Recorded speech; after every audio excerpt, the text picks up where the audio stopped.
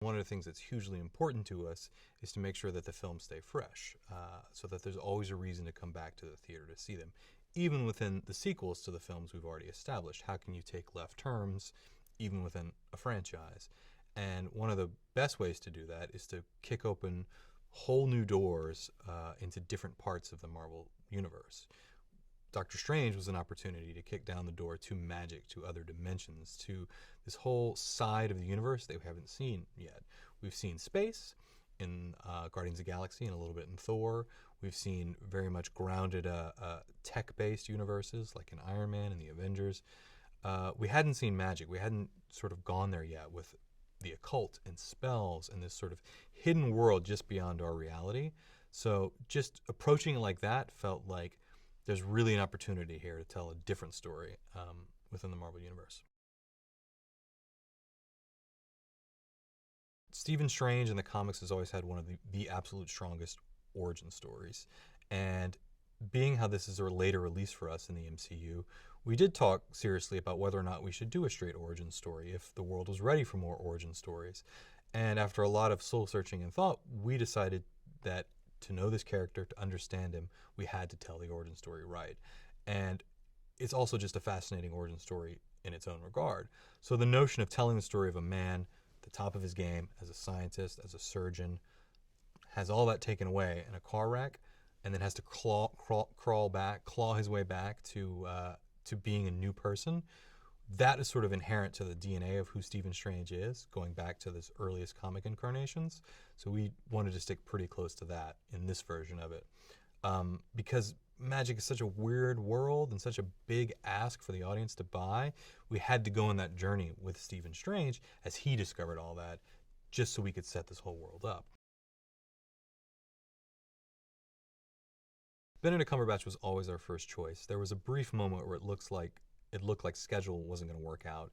He actually had committed to do Hamlet in London, and as such, it wasn't going to work out. We had a date to make.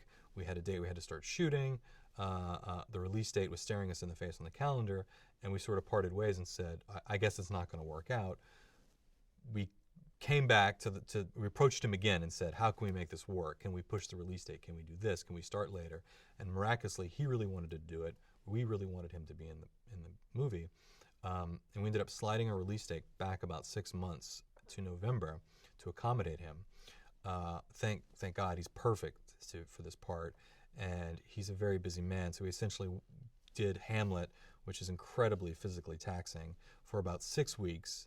I got the chance to see it. It was amazing while I was there in London, and basically wrapped that production and was on a plane with us to Nepal days later. So his schedule was jam-packed, and he rolled right into this huge movie, 90-day shoot, right after being in Hamlet. So we're grateful for his work ethic, for sure.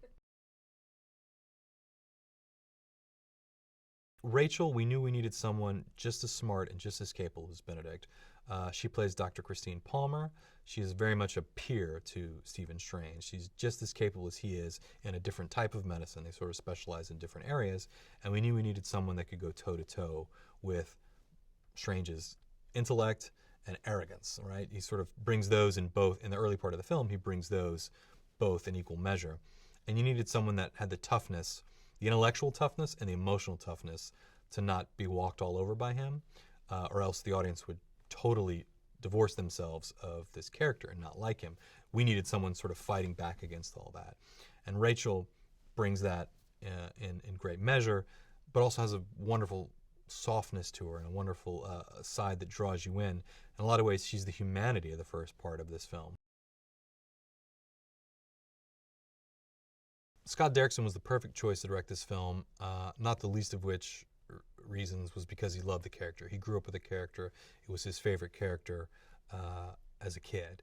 But really, we very quickly, in all those early meetings I had with Scott, came to a meeting of the minds. We knew the movie we wanted to make, and it was the same film, which is essentially about the journey of a character, right? The journey of a guy who goes from being a hardliner, an empiricist, a scientist who, if he can't see it, smell it, touch it, it doesn't exist, it's not real, who is then forced to have this change of heart and become a man of faith, a man who has to believe in things that necessarily you can't see.